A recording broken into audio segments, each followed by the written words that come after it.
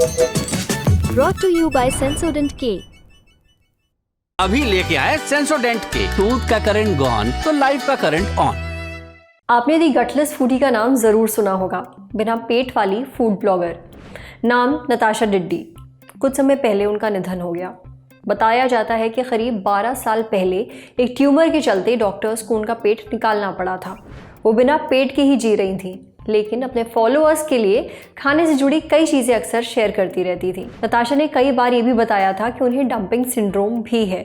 इसमें खाना बहुत देर तक पेट में नहीं रह पाता है, वो तुरंत छोटी आंत में पहुंच जाता है और इस वजह से खाना सही से पचता भी नहीं है, जिससे व्यक्ति को उल्टी, अपच, दस्त जैसी दिक्कतें होने लगती हैं।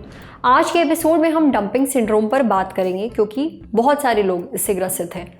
अब होता क्या है कि खाना खाने के बाद उन्हें तुरंत टॉयलेट भागना पड़ता है, पर उन्हें ये समझ में नहीं आता कि ऐसा क्यों हो रहा है। डॉक्टर से आज के एपिसोड में हम ये जानेंगे कि डंपिंग सिंड्रोम आखिर क्या होता है और ये किन वजहों से हो जाता है, इसके लक्षण क्या हैं। साथ ही समझेंगे कि डंपिंग सिंड्रोम से बचाव और इलाज कैसे किया जाता है। सुनिए। नॉर्मली क्या होता है, स्टमक में फूड डाइजेस्ट होता है और स्लोली एम्प्टी होता है स्मॉल बाउल में। अगर सडनली सारे का सारा फूड स्टमक से स्मॉल बाउल में मूव करता है तो इट कॉजेज वेरिएबल सिम्टम्स। सो उसको हम कहते हैं डंपिंग सिंड्रोम। सो डंपिंग सिंड्रोम का रीजन देखा जाए तो ये ज्यादातर कौन सी कंडीशंस में ज्यादातर हम देखते हैं, post surgical patients like post gastrectomy और पोस्ट बैट्रिक सर्जरी और बैट्रिक बाईपास सर्जरी होती है, उसके बाद हम इनके सिम्टम्स देखते हैं। और समटाइम सर्टेन कंडीशन है मेडिकल, लाइक डायबिटिक पेशेंट है, कोई न्यूरोपैथिक ऑटोनोमिक डिसफंक्शन है। जब स्मॉल बाउल में खाना बहुत फास्ट पहुंच जाता है तो स्मॉल बाउल उसको हैंडल नहीं कर पाता। उसमें पेशेंट को वेरिएबल सिम्टम्स आते हैं like loose motion, cramps, pen abdomen. Sometime एकदम से फूड अब्सॉर्ब नहीं हो पाता तो शुगर लेवल लो जा सकते हैं, कोल्ड स्वेट हो सकते हैं और वेसोवेगल और समटाइम लॉस ऑफ कॉन्शियसनेस भी हो सकती है। इसकी ट्रीटमेंट और प्रिवेंशन इज वेरी इंपॉर्टेंट। इसको प्रिवेंट कर सकते हैं ऐसी सेटिंग जिसमें हमें एक्सपेक्टेड है, हम एंटिसिपेट कर रहे हैं डंपिंग सिंड्रोम होएगा, उसको पेशेंट को एडवाइस करते हैं that patient should take small meals और उसको अवॉइड करना चाहिए simple sugars like cold drink, juices और ये चीजें अवॉइड करनी चाहिए। इंस्टेड उसको कॉम्प्लेक्स कार्बोहाइड्रेट लेने होते हैं, फाइबर ज्यादा लेना होता है, प्रोटीन इंटेक ज्यादा रखनी होती है। जो अवॉइड करना होता है मिल्क और juices, cold drinks and simple fructose based sugar है जो वो अवॉइड करनी होती है। और मील्स है जो वो फ्रीक्वेंट लेनी है और स्मॉल लेनी है। There are certain medicines also for dumping syndrome, जो एंटी मोटिलिटी मेडिसिन्स है, उसकी नॉर्मली हमें जरूरत नहीं पड़ती है, लेकिन in certain setting we can start it अगर हमें लग रहा है कि पेशेंट को डाइटरी मॉडिफिकेशन से आराम नहीं आ रहा। डंपिंग सिंड्रोम से जो पीड़ित व्यक्ति है उसे अपने खाने पीने का खास ध्यान रखना होता है। अधिक शुगर और फैट वाली चीज़ों से दूरी बनानी होती है और अपनी डाइट में बदलाव करना एक अहम कदम होता है। अगर बताए गए लक्षण आपको भी महसूस हो रहे हैं तो डॉक्टर को ज़रूर दिखाइए। अब बढ़ते हैं सेहत के अगले सेगमेंट की तरफ। तन की बात। अनजाने में दांत पीसने की आदत है, जानिए इससे आपके दांतों को क्या नुकसान पहुंचता है और इस आदत से कैसे छुटकारा पाएं।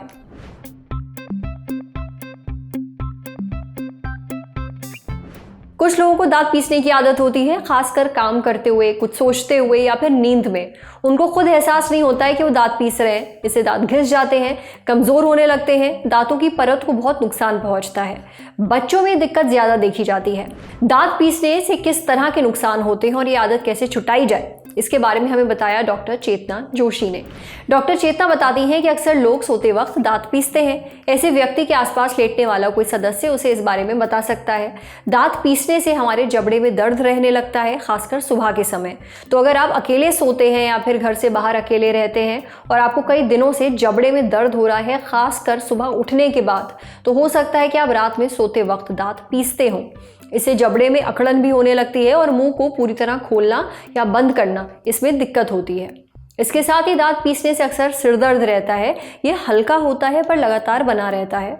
आपके दांत सेंसिटिव हो जाते हैं, यानी कुछ भी ठंडा या गर्म खाने से आपके दांतों में एकदम झंझनाहट महसूस होती है, खासकर मीठी चीज़ें खाने पर और पीने वाली जो चीज़ें हैं इनका सेवन करने के बाद ऐसा होता है। ब्रश करने पर दिक्कत होती है, मसूड़े सूज जाते हैं, दांत कमज़ोर होकर गिरने लगते हैं, साथ ही घिस भी जाते हैं। इसके अलावा दिन में बहुत नींद भी आती है और बेवजह थकावट महसूस होती है। डॉक्टर चेतना आगे बताती हैं कि वैसे तो ज़्यादातर मामलों में दांत पीसने की जो आदत है वो अपने आप चली जाती है, लेकिन अगर ऐसा नहीं हो रहा है तो तुरंत डेंटिस्ट या फिर ENT स्पेशलिस्ट के पास आपको जाना चाहिए। कुछ घरेलू उपाय भी हैं जिन्हें अपनाकर आप इस समस्या से निजात पा सकते हैं, जैसे समय पर सोएं, 7 से 8 घंटे की नींद ज़रूर लें। दांत पीसने की आदत से बचने के लिए माउथ गार्ड का आप इस्तेमाल कर सकते हैं, खासकर सोते वक्त। साथ ही मेडिटेशन भी करें। शराब के इस्तेमाल से ये समस्या बढ़ सकती है, ऐसे में शराब पीने से बचें। कैफीन वाली चीज़ें जैसे कि कॉफ़ी, इन्हें कम पिएं। हर्बल टी आप पी सकते हैं, जैसे कहवा या फिर केसर वाली चाय। अपने जबड़े को रिलैक्स करने वाली एक्सरसाइजेस ज़रूर करिए और मसाज भी करिए, ये बहुत फ़ायदा देती है।